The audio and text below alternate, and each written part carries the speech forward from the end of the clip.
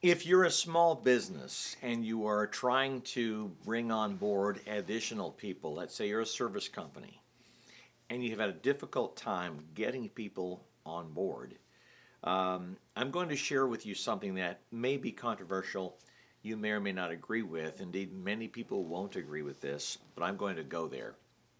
I've always heard and have believed that it's important to not just get people on the bus, but the right people on the bus. We are, however, in a time of our society, I suppose, where it's difficult to get the right people on the bus in specifically the service industries, and maybe others as well, but for sure in the service industries, the blue collar, semi skilled industries.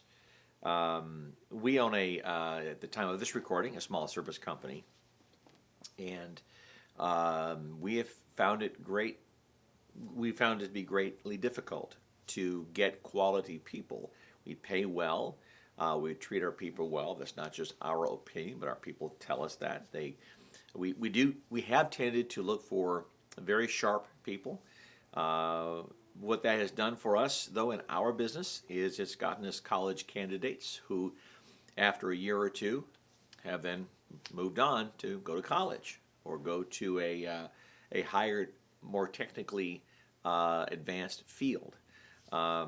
So what we've done is looked at the other, I want to be kind in how I say this, sort of field of candidates that we would maybe not otherwise have hired in the past because our standards are rigorous in terms of what we're looking for.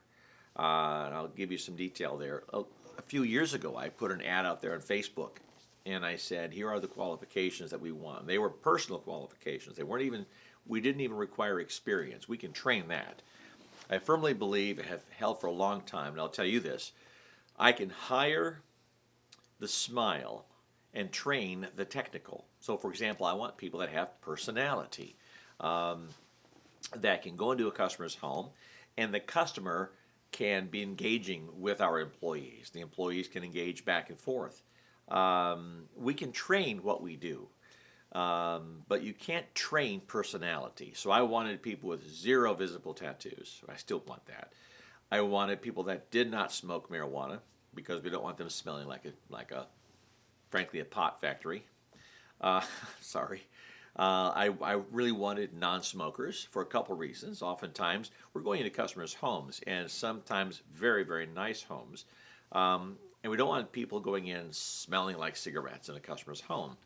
But also, it lends itself typically to more absenteeism because smokers, I had a family of smokers growing up, and they just tend to be more sickly in general.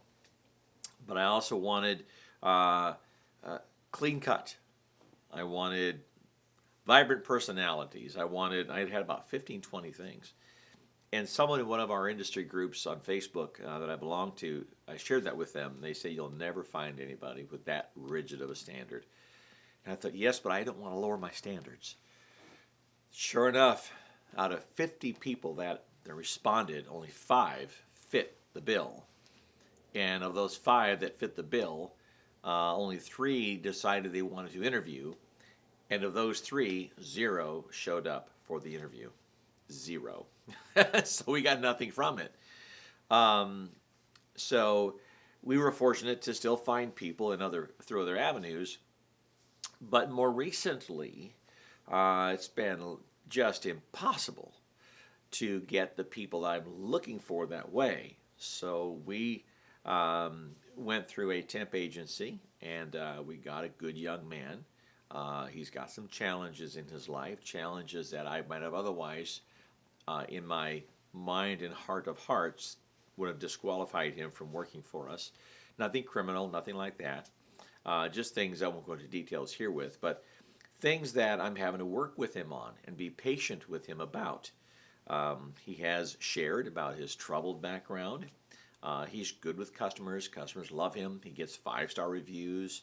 The quality of his work is very good, not excellent in my estimation. but very good to the extent that customers are super pleased with it. I just have a different standard that when I go into a customer's home, the work that I perform is truly amazing. But I am the owner of the company, and so I do tend to put a maybe a better foot forward because it's my company on the line, and I just care. I think most companies, no one will care like the owner cares, generally speaking. But this young man has some tardiness issues as far as getting to work, and he misses about 1 day per month for being sick, and much more than I've had historically among employees. But I'm very patient with him because I know his struggles, I know his background, what he has dealt with, and if I can help mold him in another way, I think I might be able to help him long term in his life. And so I'm working with him, and sometimes I pull my hair out, what little hair I have, and sometimes I then sit back and say, "Wait, Greg, be patient with this guy.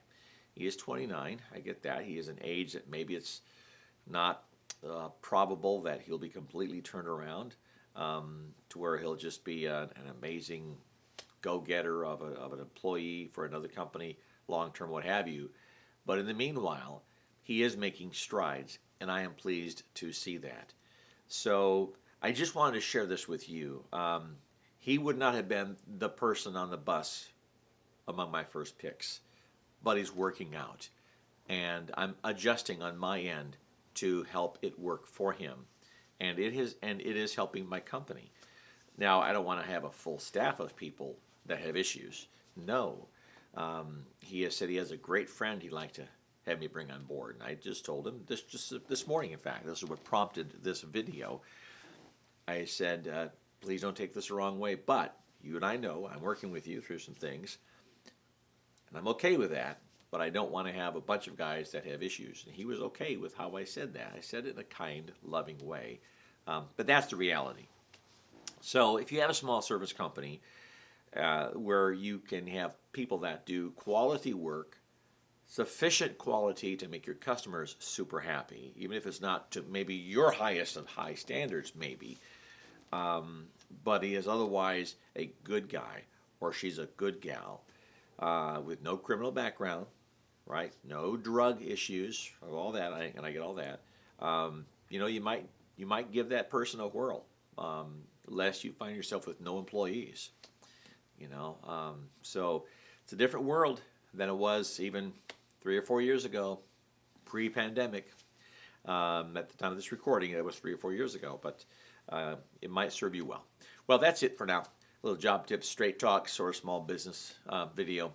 Hope you enjoyed it. If you do get value from these videos, please like, share, subscribe, do all those great things, and I will see you in the next video. Take care.